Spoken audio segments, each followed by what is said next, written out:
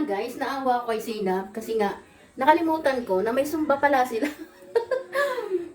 Ang ginawa ko, hindi ko alam kung paano papaliwanag ko. So yung ganito, nawala din sa isip ko na tuwing Lunes, Martes, Miyerkules, tuwing Miyerkules ng alas 3, may sumba sila Zainab hanggang alas 4.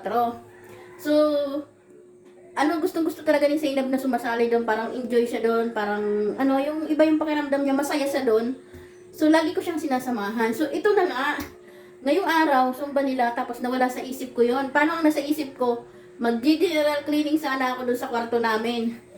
So, bakit kasi naman, napasigaw ako nung binasa ko yung naka-charge kasi yung cellphone ko, tapos nung na-full charge siya, tinignan ko yung cellphone ko.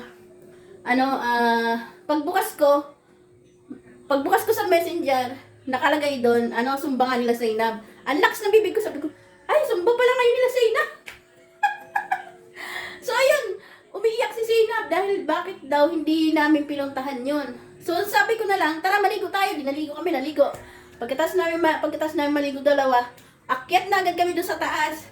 Kaya lang, pagdating namin doon guys, ay tapos na. Ay di si Zainab, lalong nagmaktol. Umiiyak habang naglalakad kami. Buti na lang, may nadaanan kaming, nagtitinda ng halo-halo. Ipaborito niya yun. Sabi ko, gusto mo halo-halo na lang? Ayun, nawala yung nawala yung emote-emote niya, yung iyak niya. Kasi nga, nabilag ko siya na. Tapos sabi niya, next time na lang guys. Kasi na ba?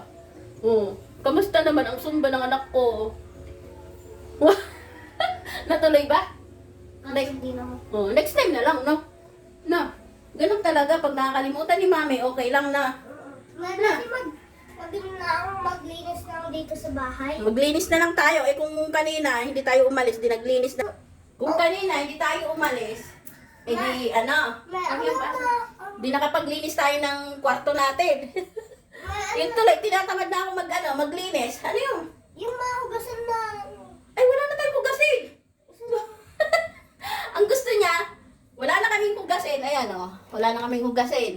Ang gusto niya, yung mga nakalagay doon, ayan, ilalagay ko ulit sa lababo at huhugasan niya. Pupunta dahil sabi nga ni Miss Bago, alas 3 na, ay 3:39 na yun eh.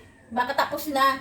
Kaya lang naawa ko dahil umiiyak. Di pinagbigyan ko na, nagmandali kaming umakyat doon. Kaya lang, pagdating doon, tapos na. Tapos, mayroon akong dito, ano ba to?